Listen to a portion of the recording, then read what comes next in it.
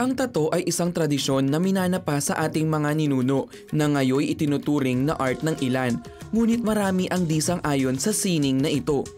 Ang tanong! Masama po ba ang magpatato? Ang sabi ng taong bayan! Para sa akin hindi. Sa totoo lang ako po, gusto ko na rin magpatato. Para sa akin masama kasi masakit. Para siyang art, di ba, sa katawan. Depende lang sa nagdadala ng tao. Madumi sa paningin ng iba. Pero masakit siya, hindi siya masama. Ano nga ba Ang sabi ng Bible! The theme of the book of Leviticus is about separation. So when you say separation, it's about holiness. Kakausap nito ay ang bansang Israel. So yung pagiging distinct nila as a nation.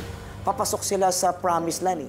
So ang isa sa distinctions na nilagay ni Lord ay huwag silang magpatattoo. Ang pagtatattoo ay pagan practices nung bansa na papasokin nila.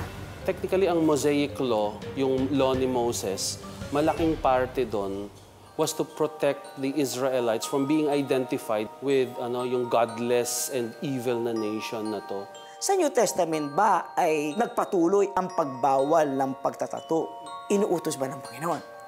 Kung hindi siya inuutos ng Panginoon, ibig sabihin silent siya. Kasalanan ba siya? Silent siya eh. So hindi niya sinasabing kasalanan.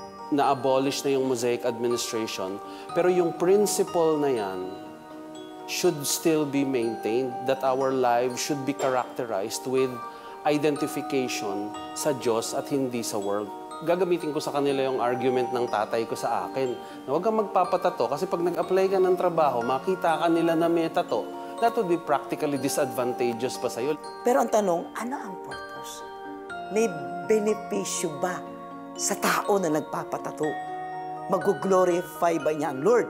Maiaangat mo ba ang kanilang pananampalataya sa pamamagitan ng pagtatato? Anything that is not of faith is sin. Kung ang isang tao nagpapatato at believer siya at hindi bothered ang kanyang kalooban, then tuloy niya. But kung bothered ang kanyang kalooban, then kapag tinuloy niya ang pagtatato, then nagkukomit na ngayon siya ng kasalanan. Ang sabi ng Bible!